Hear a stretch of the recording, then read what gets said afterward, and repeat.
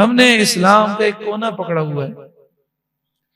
کسی پر نمازیں نظر آتی ہیں، کسی پہ روزہ نظر آ رہا ہے، کوئی رمضان کا مسلمان ہے،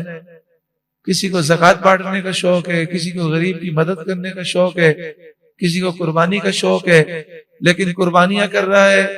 اور فرض نماز وہ قضا کر رہا ہے،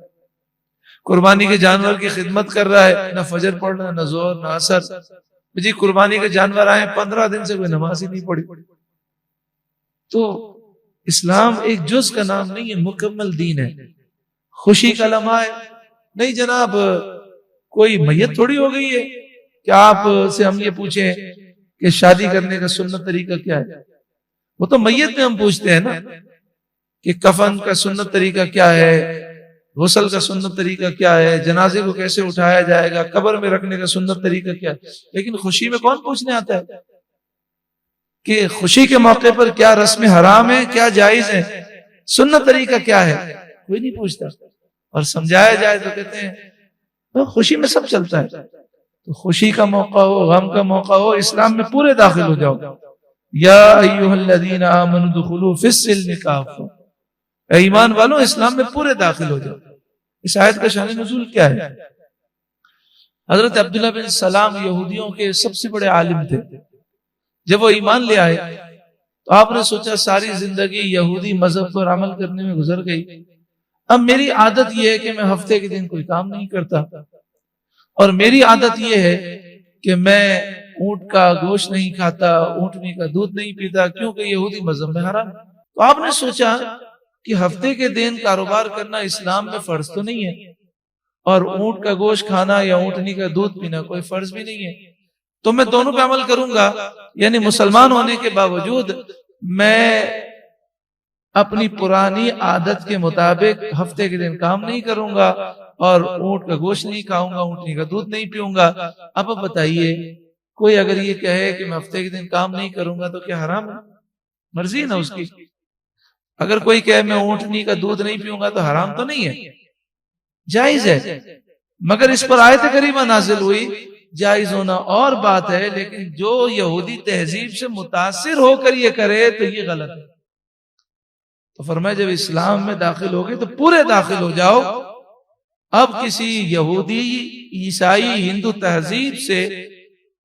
تمہیں متاثر نہیں ہونا، ان کی نقل نہیں کرنی، ان کی رسم و رواج کو نہیں اپنانا۔ آج شادی کے موقع پر 20 فنکشن کیے جا رہے ہیں، جی یہ کیا ہے، تو جی یہ فلاں شاور ہے، تو یہ فلاں شاور ہے، یہ نام بھی عیسائیوں سے سیکھیں، کچھ عیسائی رسومات، کچھ یہودی رسومات، کچھ ہندوؤں کی رسومات، پھر خرافات۔ کچھ جہالت اتنی ہے کہ قرآن پاک میں اپنی بیٹی کو رخصت کر رہے ہیں قرآن کے سائے میں، اور گانے بھی بجا رہے ہیں، ڈانس بھی ہو رہا ہے، بے پردگی بھی ہے، آتش بازی بھی ہے، فائرنگ بھی ہے، پٹاخے بھی ہیں، یعنی قرآن کی بے حرمتی بھی کر رہے ہیں اور قرآن کے سائے میں بیٹی کو رخصت بھی کر رہے ہیں۔ احساس تک نہیں، رخصتی کے موقع پر، ولیمے کے موقع پر ایک ساتھ انٹری کر رہے ہیں اور قصیدہ بردہ شریف چلا رہے ہیں، نعت چلا رہے ہیں، اللہ کے اسما چلا رہے ہیں، یعنی اللہ کا نام بلند کر کے اللہ کے نام کی توہین کر کے گناہ کر رہے ہیں۔